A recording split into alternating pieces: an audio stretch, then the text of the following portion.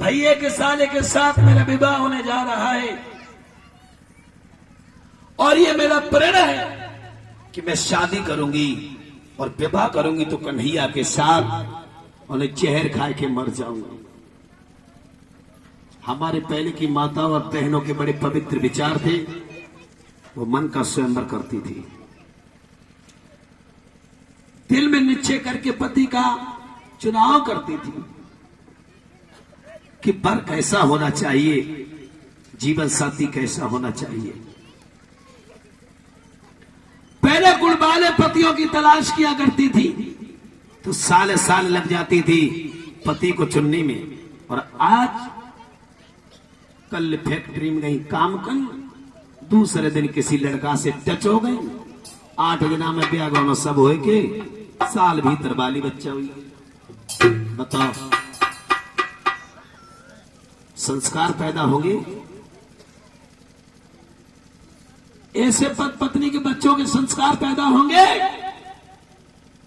काली में धुंधकारी बनेंगे, कंस बनेंगे कि हरणाक्ष है रावण। इतनी जल्दी पति ढूंढ लेती है। और मैं तो देखता रहता हूं जितने ये युवा लड़का है रात के 11-11 बजे नहीं जाने किनके से बात करते रहते हैं। क्यों भी हम रखाने जाते हैं खेत भर तो बातें चलती रहती है फोन पर। बाबा उनका फोन नहीं कटा तब तक गई कम से कम 80 घुस गई। मैंने कर ले बात बेटा, ये तेरी लापरवाही का फल है। नेक में पत्नी देख लेते हैं, पति नेक में पत्नी को तलाश कर लेता है और पत्नी पति के लिए 8 दिना में ब्याह गौन सब चट मंगनी फट ब्याह हुई। ये क्या है? ये क्या है? बिना बेचारे जो करे सो पाछे पछताए, काम बिगाड़े आपनो जग में होत हंसाए। किसी दूसरे का नहीं बिगाड़ते वो, अपना ही कौन जो विचार नहीं करते। काम बिगाड़े आपनो जग में होत हंसाए, जग में होत हंसाए फिर चित्त में चैन न पावे। जिसकी हंसी होती है वो फिर उसे चैन कहां? जग में होत हंसाए चित्त में चैन न पावे, बिना विचारे किए सो पीछे पछताना। परमात्मा के लिए तुम धोखा देते हो, परमात्मा को बुरा कहते हो। परमात्मा ने किसी मोड़ पर तुम्हें कमजोरी की हालत में नहीं छोड़ा है। देखने के लिए तुम्हें दोनों सुंदर आंखें दी हैं। आंखों से दिखाई देता है कि क्या अच्छा है क्या बुरा है। बुद्धि दी है विचार करने के लिए, सुनने के लिए कान दिए हैं, बोलने के लिए बाणें दी है, कर्म करने के लिए हाथ, चलने के लिए पैर दिए हैं। बताओ उस परमात्मा ने तुम्हें कहां पर बेसहारा छोड़ा है? कहां पर तुमको बेसहारा छोड़ा है? और फिर भी अगर उसी ईश्वर में दोष लगाओगे तो सर्वनाश से कोई नहीं बचा सकता है।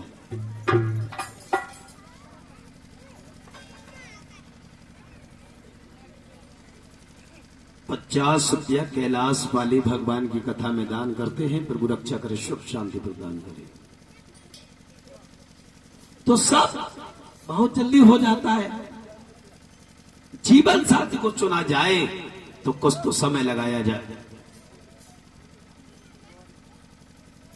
गौर भी छोटी बिटिया जीवाराम की नातन ये भगवान की कथा में दान करती हैं। प्रभु रक्षा करे, सुख शांति प्रदान करे।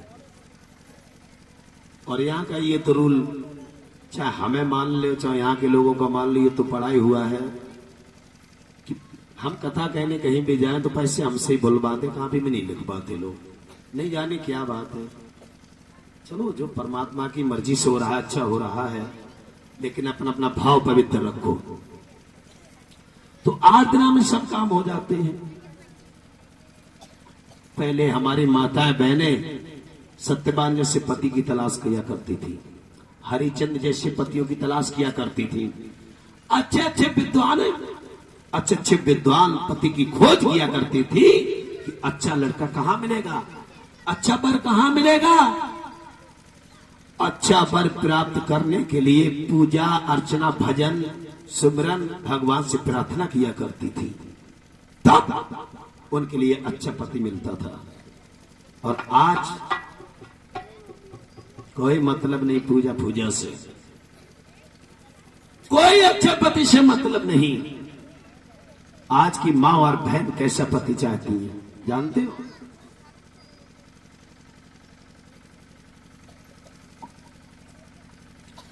आज निकाह होने क्लब की मीटिंग अटेंड, आज की औरतें कैसा पति चाहती हैं? आज निकाह होने की क्लब मीटिंग अटेंड और विषय वहां पर छिड़ गया कैसा हो हस्बैंड। जैसे 3 लड़कियां थी आपस में बात करती हैं कि बहना कैसा पति होना चाहिए, विषय वहां पर छिड़ गया कैसा हो हस्बैंड। कैसा हो हस्बैंड, कलर हो लाइट ब्राइट, लव मैरिज के लिए करे हमें इनवाइट। हर संडे की रात बिताए नाट फिल्म में और लाख न्यूछावर कर दे वाइफ फिल्म में। कैसा पति चाहिए आज की औरतों के लिए? ये पीछे बैठे नौजवान, क्या नाम है इनका, लड़के का इनका नहीं, इनका क्या नाम है तुम्हारी ठाकुर साहब, क्या नाम है तुम्हारा? मोंटी। तो आज की लड़कियों के लिए हरिचंद जैसे पति की जरूरत नहीं, कृष्ण जैसे पति की जरूरत नहीं। उन पति की जरूरत है हर संडे की रात बिताए नाइट फिल्म में, लाइव न्यूछावर कर दे वाइफ फिल्म में। देखिए भाव, लोग कथा को सुनते तो नहीं है, मसाला ज्यादा पिसता है। दूसरी लड़की कहने लगी हाँ तेरे विचार सही हैं कहीं तक, तो दूसरी कहती है सम्मीसा चुलबुला सस कपूर शीशान, सम्मीसा चुलबुला सस कपूर शीशान। शशि कपूर एक हीरो है, सच कपूर शीशान, और मुखड़े पे वो धर्मेंद्र जैसी मधुर मधुर मुस्कान, मधुर मधुर मुस्कान, रंगीला हो छबीला, जितेंद्र सा जीत ले छेल छबीला, दौलत का दरिया बहता हो आगे पीछे और नोट उड़ाता चले हमारे आगे पीछे। देखिए भाव कितने पवित्र हैं। तीसरी लड़की कहने लगी ऐसा भी पति नहीं चाहिए बहनाओ, एक एक शब्द ध्यान से सुनो। तीसरी लड़की कहती है पति कैसा हो और कौन कौन हो घर में, नहीं चाहिए ननदिया, नहीं चाहिए सास, हम होए और बे होए और ना हो कोई पास, होए ना कोई पास, मिले नर ऐसा नाहर, मम्मी को फटकार करे बंदी का आदर, तिरिया प्रेम में पागल हो जाए इस तरह, और फिल्म खिलौना में संजीव कुमार जिस तरह लगा। हीरो पति चाह रही है, अब तो हीरो से नीचे उतरिए कहा रही है।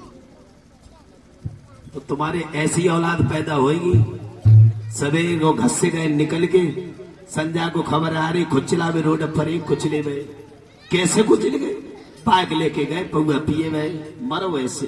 कोई तुम्हारे जीवन का महत्व नहीं रहा, कुछ महत्व नहीं रहा। और उंगली उठाते हैं कौन? ये क्रिकेट उंगली उठाते हैं विद्वान लोगों पर, क्रिकेट जो पल पल में रंग बदलने वाले, जिसके लिए कैटरा कहते हैं। इनको क्या पता मर्यादा चरित्र स्वाभिमान क्या होता है, आदर कैसे किया जाता है। मैंने कल भी बताया हर इंसान अहंकार में जी रहा है, और अहंकार एक सूखा वृक्ष है जो कि लकड़ी की तरह है, हर समय जल सकता है, जलने में समर्थ है, संभव है, अहंकार से नाश होता है। बहनों, अगर ये फिल्म वाले हीरो तुम देखती रही तो कभी धर्म नहीं बचेगा। जब स्त्री मासिक धर्म होती है तो उसे स्वामी दयानंद सरस्वती की फोटो लगाना चाहिए, ध्रुव प्रहलाद का चिंतन करना चाहिए, भगवान के फोटो लगाना चाहिए, उनकी तस्वीर अपने हृदय में अंकित करना चाहिए। मेरे प्यारे भक्तों, महान पुरुषों की तस्वीर तो घर घर में कम मिलेंगी। अजय देवगन की मिलेंगी, श्री देवी की मिलेंगी। और याद रखना, जिस घर में ऐसी तस्वीरें हैं उसमें कोई चरित्रवान नहीं हो सकता है। समझ लो उस घर में सब नीच है, नीचता का काम होता है।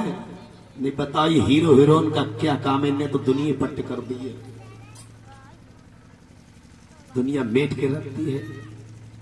आज मैं सुबह भोजन करने के लिए सुषमा प्रधान के घर गया था। वास्तव में मैंने ये समझा कि ये देवी है। चिराग जल रही थी, एक से एक महान पुरुषों की तस्वीर लगी है घर में। उस लड़की ने मुझे खाना करा, भोजन कराया, दक्षिणा के साथ मुझे विदा किया। मैंने कहा, बेटी तुम कलयुग में सुषमा नहीं एक सावित्री हो। तो हाथ जोड़ के कहा, गुरुदेव ऐसा कुछ नहीं है, जो स्त्री का कर्तव्य है उसके लिए मैं कर रही हूं, जो धर्म है उसको निभा रही हूं।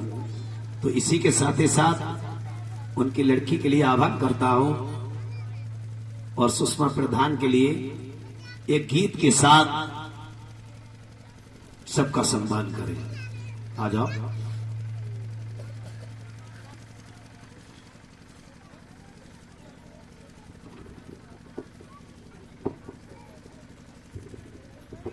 कथा तो चली रही, आनंद भी लेते जाओ, भक्तों के दर्शन करते जाओ।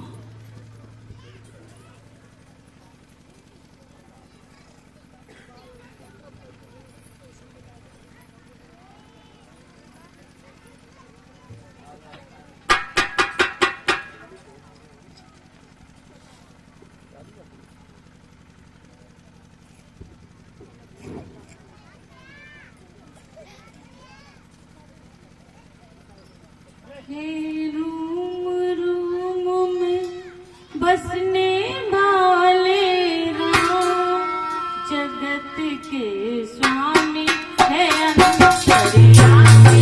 मैं तुमसे क्या मांगू, मैं तुमसे क्या मांगू। हे रूम रूम में बसने वाले राम, जगत के स्वामी है अंतर्यामी। मैं तुमसे क्या मांगू, मैं तुमसे क्या मांगू।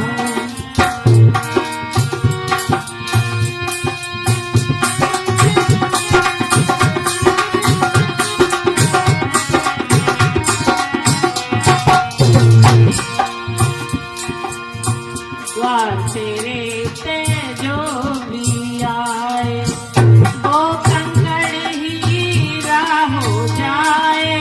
द्वार तेरे पे जो भी आए, वो कंकड़ हीरा हो जाए। भाग मेरे जो मैंने पाया, भाग मेरे जो मैंने पाया। इन चरणों में नाम जगत के स्वामी है अंतर्यामी। मैं तुमसे क्या मांगू, मैं तुमसे क्या मांगू। हे रूम रूम में बसने वाले राम,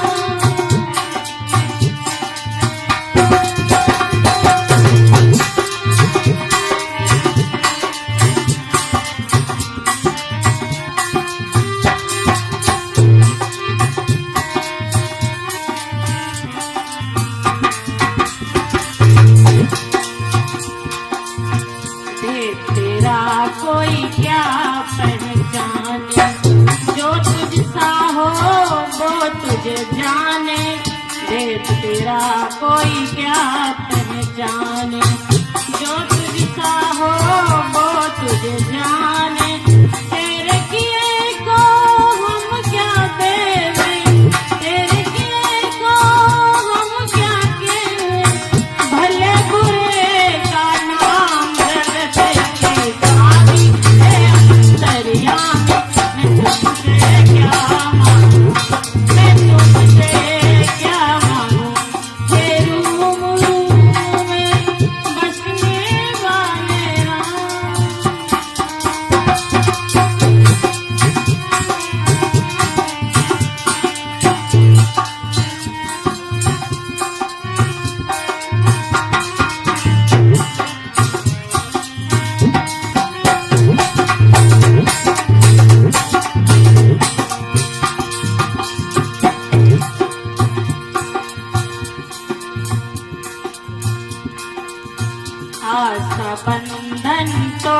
छोड़ चुकी हूँ, तुझ पे सब कुछ छोड़ चुकी हूँ, आस बंधन तोड़ चुकी हूँ, तुझ पे सब कुछ छोड़ चुकी हूँ, नाथ मेरे मैं क्यों सोचूं कुछ, नाथ मेरे मैं क्यों सोचूं कुछ, तू जाने तेरा काम जगत के स्वामी है अंतर्यामी, मैं तुझसे क्या मांगू, मैं तुझसे क्या मांगू, हे रूम रूम में बसने वाले राम।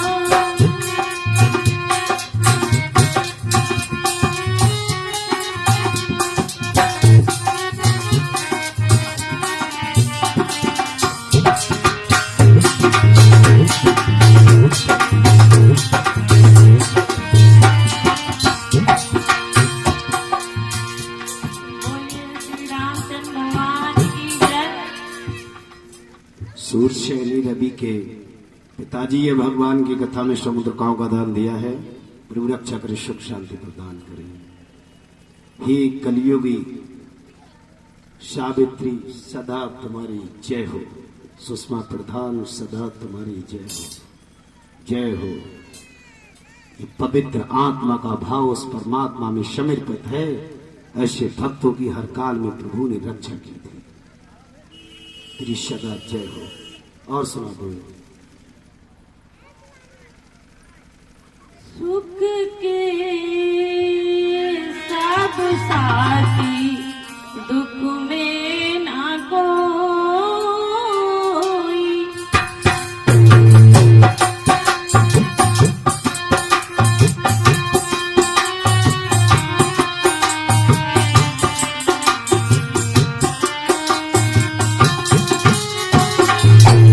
सुख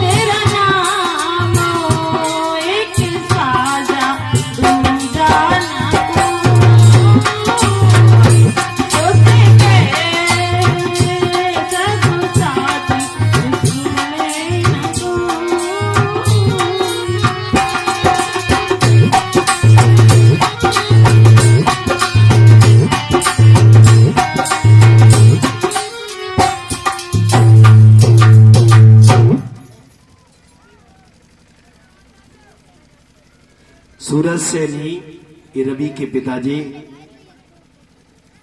और सुषमा सागर जी के, सुषमा प्रधान के भजन पर खुश होकर के ये दान करते हैं। वास्तव में ये तो वो भजन है जब सत्यवान के प्राणों को यमराज ने निकाल लिया था तो सावित्री ने इस करुण आवाज में वो जग संसार के बनाने वाले परमपिता का आह्वान किया था, श्याम तेरी सुनो,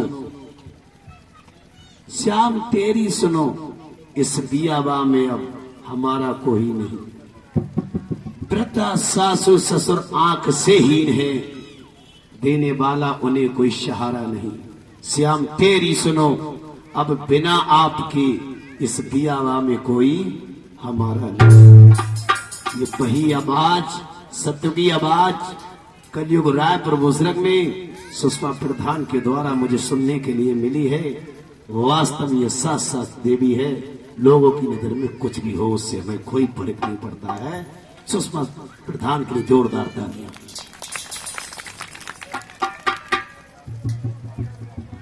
₹50 अशोक पाल सिंह ठाकुर ये भगवान की कथा में दान करते हैं।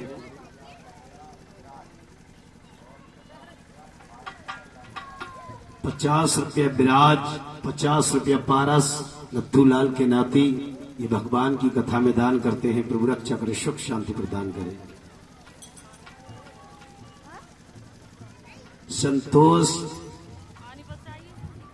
संतोष और सुषमा प्रधान ये 100 रुपए भगवान की कथा में दान करती। इसी गांव में रहती है बेटा? पानीपत से।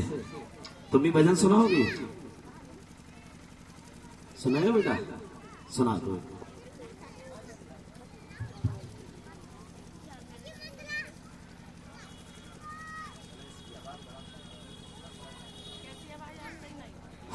हेलो, और पतरी कर दो बात थोड़ी। ठीक,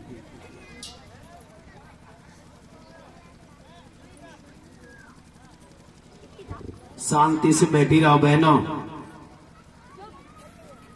शांति से बैठे रहो। पूरी जिंदगी निकल गई घर में काम काज करते करते, आज उस परमात्मा ने मौका दिया है तो थोड़ा यहां भी समय बिता लो धीरे धीरे।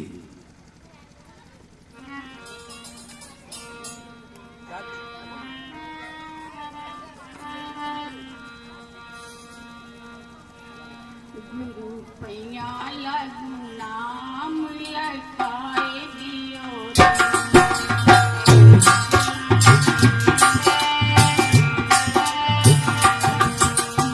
पैया लगू नाम लखाए दियो,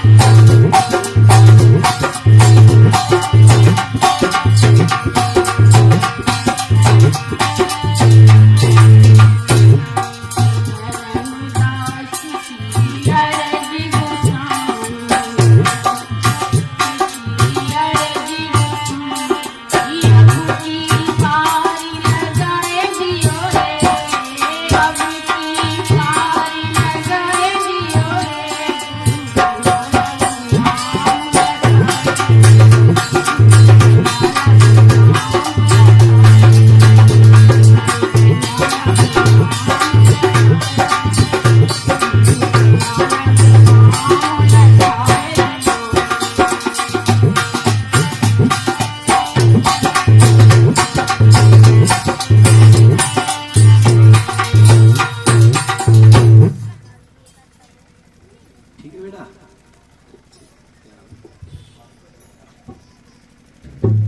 100 रुपया सुरेश पाल सिंह तोमर, इसी गांव के रहने वाले ठाकुर साहब, खाते वाले, हाथे वाले,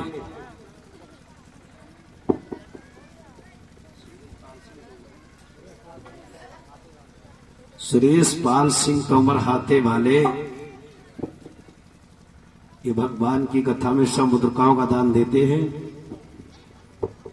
फिर वो रक्षा करे, सुख शांति प्रदान करे। भक्तों, आज अपना भी दिल बैठ रहा है। विचार करता हूं कि फूल खिलता है तो एक दिन उसको मुरझाना पड़ता है। मैं 6 दिन तो बड़े आनंद के साथ मैंने यहां व्यतीत किए, और इस भागवत का ये आज अंतिम दिवस है। तो मेरी वेदना को तुम नहीं समझ सकते, क्योंकि मैं कल तुम्हें छोड़ करके जाऊंगा तो मुझे बड़ा दुख पैदा होगा। तुमने हर पल मेरा साथ दिया है, सन 2017 से मेरा साथ दे रहे हो। ये 8 साल पुराना प्रेम, और ये कल छूट जाएगा तो अच्छा नहीं लगेगा। खैर कोई बात नहीं है, इसलिए हमारा आज दिल बैठ रहा है। कथा तो कह रहा हूं, पर आप मेरी वाणी के द्वारा समझ गए हो कि आज मुझे दुख है केवल तुमसे बिछड़ने का, सिर्फ तुमसे बिछड़ने का, और कोई ही दुख नहीं है। सब तरह से आपने पैसे से, कपड़े से, सम्मान से सबने मेरा सम्मान किया, लेकिन फिर भी हम दुखी इसी बात को लेकर के हो रहे हैं, कल हमारा तुम्हारा साथ नहीं रहेगा। 100 रुपया किशन पाल पाली, ये भगवान की कथा में दान करते हैं। प्रभु रक्षा करे, सुख शांति प्रदान करे, हमेशा कल्याण करे।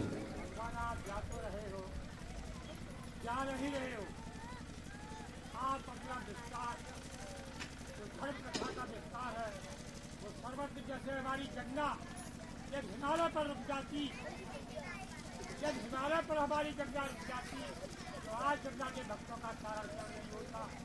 बड़ी खार गड्ढों को पार करती थी, हमारी गंगा नदी आज चल रही है और भक्तों को खा रही है। इसी के तरीका से ये ज्ञान गंगा जो है, ये आपकी सजग सजग बहती है, सजग सजग बहती है, और हम सब भक्तों का कल्याण होता है, कल्याण होता है। बाबा के लिए सुंदर तालियों का स्वागत। मैं अपने गाँव बाबा के लिए कोट बार नमस्कार ही नहीं, प्रणाम करके कह रहा हूँ। और सदैव पूजा करते रहे, सदैव पूजा करते रहे, और मेरे फूल की आवश्यकता करी है तो वह फूल का हमेशा रहता अपनी गरीब विश्वास में।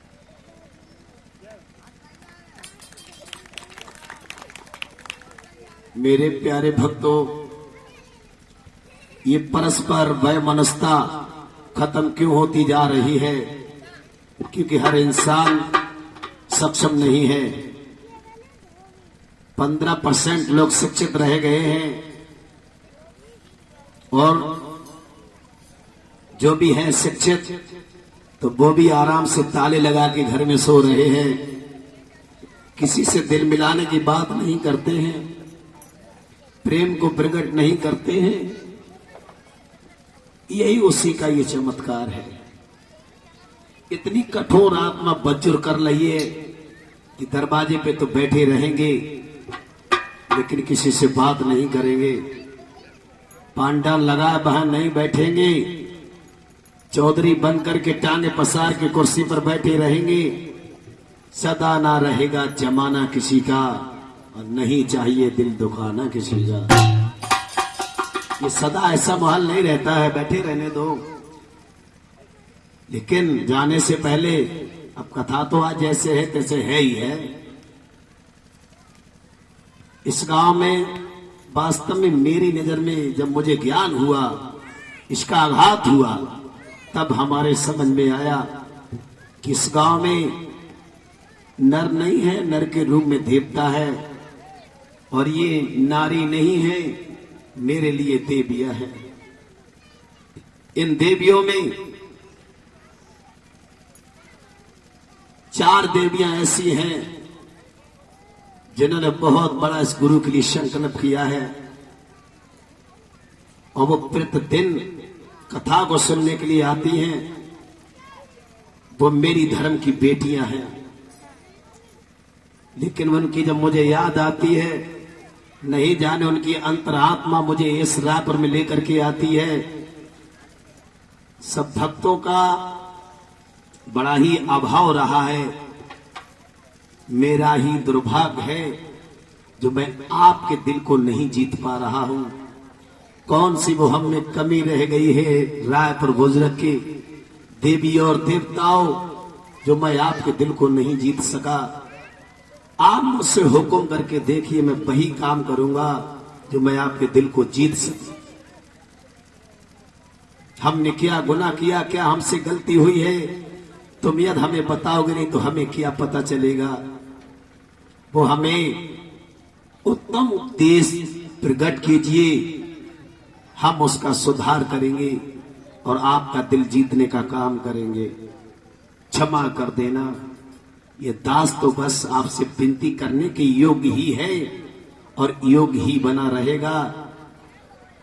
लेकिन जो मैंने आपको कथा सुनाई है, शिष्यों को बना करके जिनको ज्ञान दिया है, बेशक हमसे नफरत करना, मेरे ज्ञान से और कथा से नफरत मत करना, क्योंकि ज्ञान से, भगवान की कथाओं से नफरत करोगे तो हमारा जीवन अंधकार में चला जाएगा। ये महापुरुषों की दिने दिन गाथा कम होती जा रही है, इसलिए मनुष्य के अंदर वैमनस्यता पैदा होती जा रही है। और ये 80-80 साल के बुढ़े ये भी तो घर में से कथा सुनने के लिए नहीं निकलते हैं। आगे चल के तुम्हारा क्या होगा? तुम भी खुद आओ, अपने बच्चों को लाओ। तुम घर में पड़े रहते हो, अगर पांडाल में आ जाओ तो तुम्हारा क्या बिगड़ जाएगा? जिस घर पर, जिस दौलत पर, जिस परिवार पर तुम्हें इतना गुमान है, एक दिन सब कुछ छूट जाएगा। 7 दिन की बात है। आज तो फिर ज्यादा आ गए हैं बड़े बूढ़े, नहीं आके बड़े बूढ़े भी कथा सुनने के लिए नहीं आते हैं। अब ये समझ में नहीं आता कि मेरा दुर्भाग्य है इनका, इसका तो निर्णय परमात्मा करेगा। बोली वृंदावन बिहारी लाल की।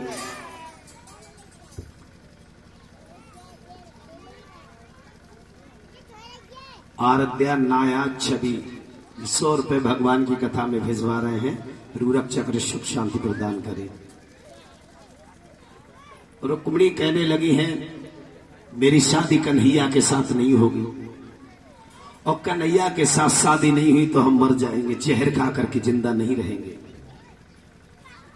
मेरे प्यारे भक्तों, श्री सुखदेव जी समझा रहे हैं, चंदेली का राजा शिशुपाल अपने भैया दत्त पक्ष को लेकर के फौजें सजा करके चारों तरफ से कुंदनपुर को घेर लिया।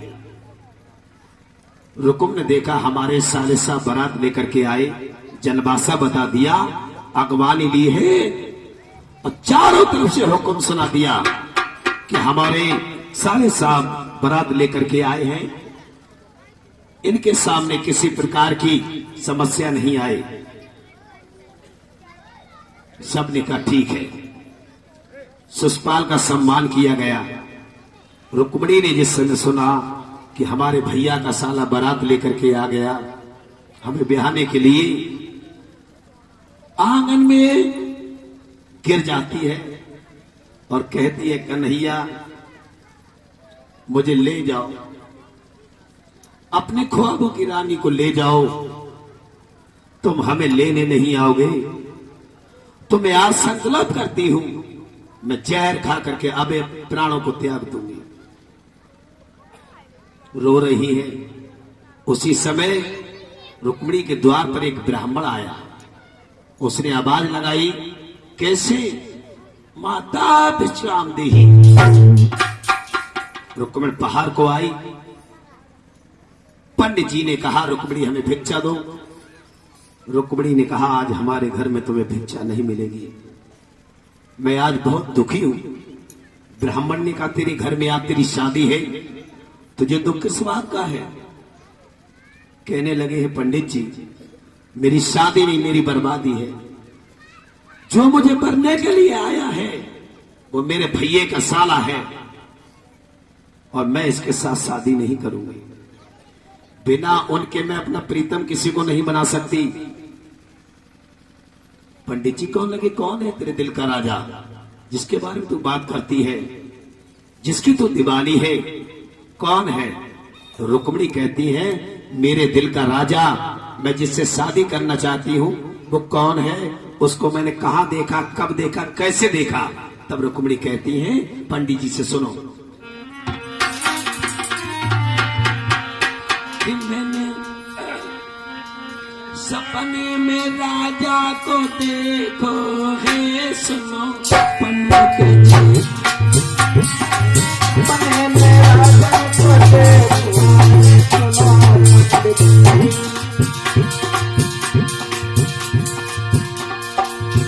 मैंने सपने में समरिए देखो है, सुनो पंडित जी। सपने में समरिया को देखो,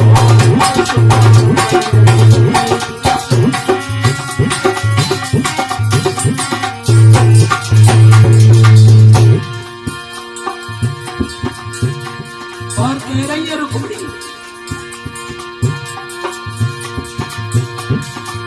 मन में मेरे बसे गिरधारी, मन में मेरे बसे गिरधारी, उन्हीं की बनूंगी प्रेम दुलारी, उन्हीं की बनूंगी प्रेम दुलारी।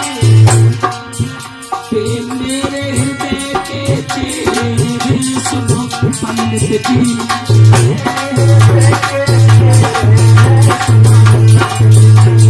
सपने में सैया को देखो सुनो पंडित जी।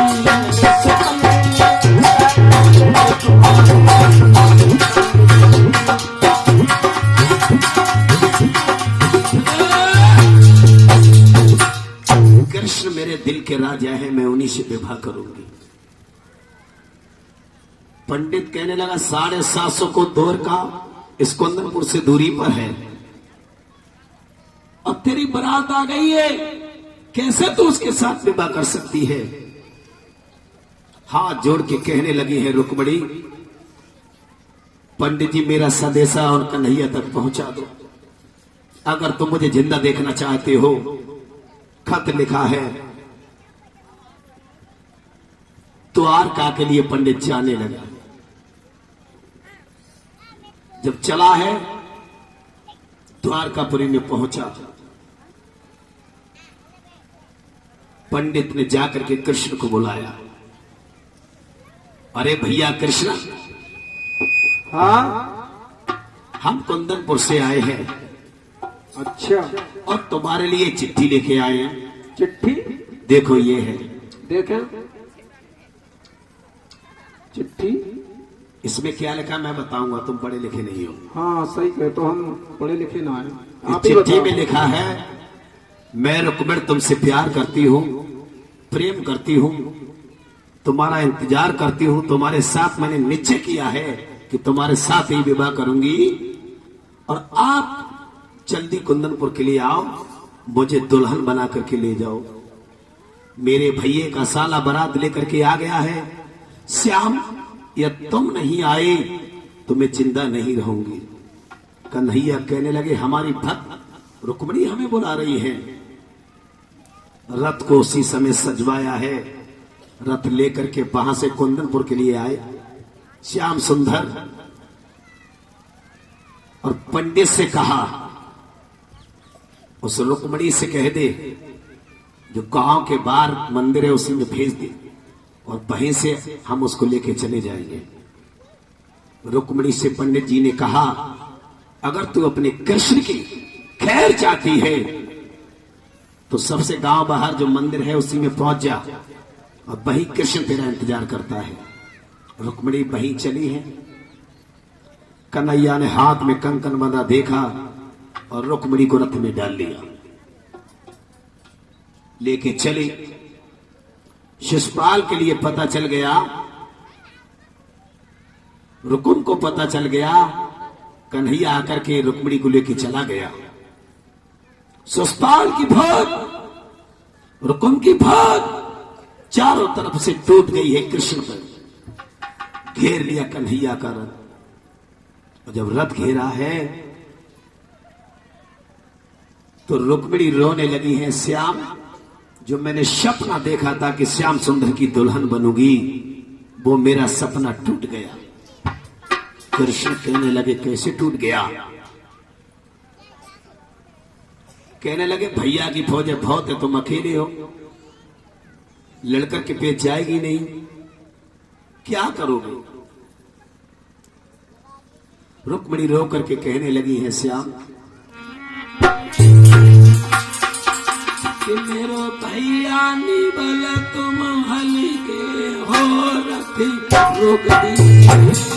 भैया निबल तुम हल्के हो रखी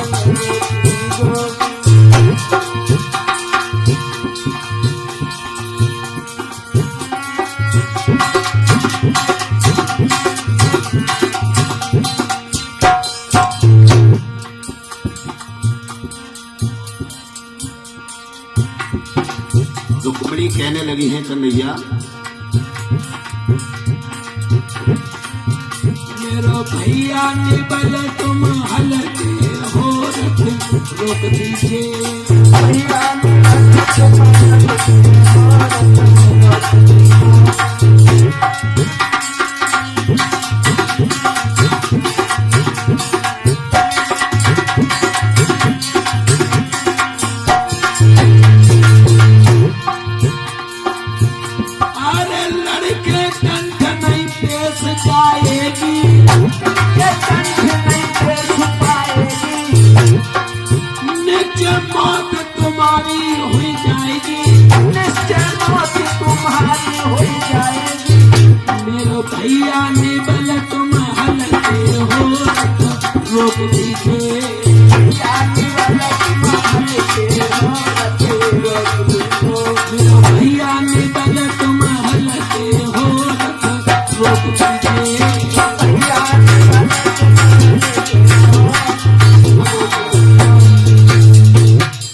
कन्हैया से कहा रुक्मिणी रथ के लिए रोक दो। श्याम ने रथ वहीं रोक दिया। चारों तरफ से रथ घेरा है। अब सुषपाल कहता है रुकुम से बहनों, ये रुकुम कहता है सुषपाल से, कहता है जीजा, हाँ जीजा, चारों तरफ से इस कन्हैया को घेर लो। कन्हैया को घेर लिया। अब तो कोई तलवार चलाने लगा है, कोई घूंसा मारने लगा है, लेकिन भगवान तो भगवान है। शब्द का ना दोष को साई, ईश्वर ही तीनों कालों में सत्य था, है और रहेगा। तो अपनी लीला दिखाता है और उनकी लीला का कोई पार भी नहीं पाता। भगवान में कोई घूंसा मारता है तो घूंसा आने से पहले गायब हो जाते हैं और उनका पार बचा करके उन पर चोट कर देते हैं। यहां तक हुआ सुषपाल का भगवान कृष्ण ने वध कर दिया, रुकुम को बांध लिया। बांध करके तब तक बलराम जी आ गए। कहने लगे कन्हैया इसका बबाल काटो, इस रुकुम को मार दो। जो भगवान कृष्ण ने अपने साले रुकुम के लिए मारना चाहा, सोई रुक्मिणी ने दोनों हाथ जोड़ लिए और अपनी धोती का पल्ला फैला दिया।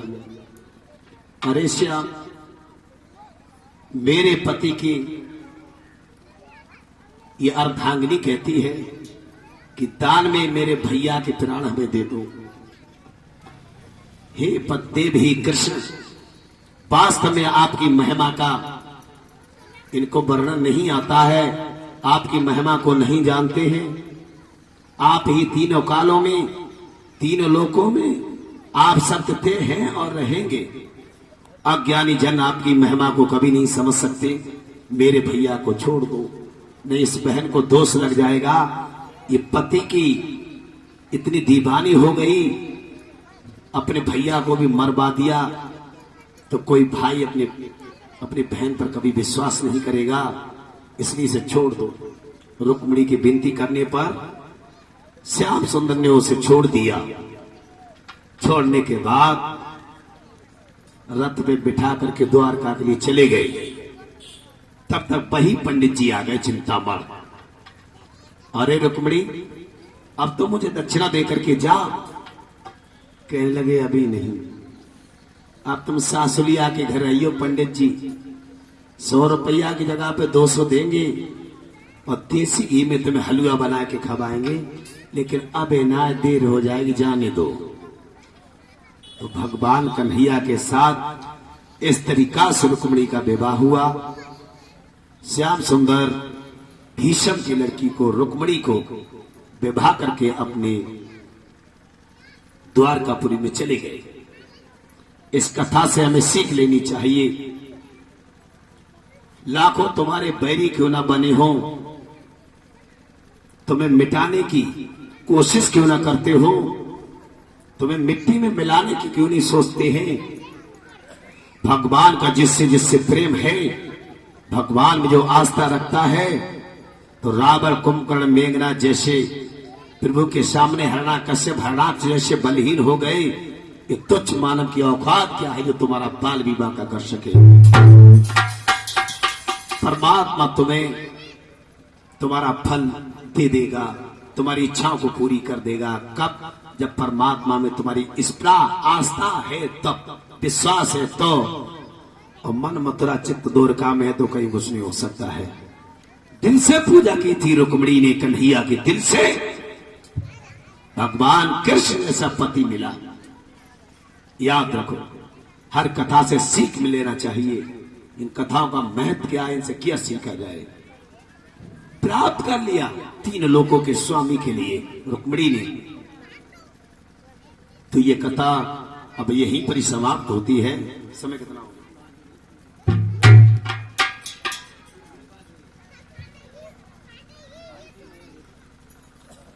अब समय पूरा हो गया कथा का। शाम के लिए सुदामा चरित्र, परीक्षित मौस की कथा सुना करके हम अपनी वाणी को विराम लगाएंगे। अब आरती कराएंगे। तो आरती के लिए खड़े हो जाओ। आरती प्रसाद लेकर के आइए। लड़का किनका? आइए भैया, ये बनियान वाला आइए। तुम्हारे लड़के हैं ये? ऋषिपाल ने, ये तुम्हारे लड़के हैं? इधर आओ।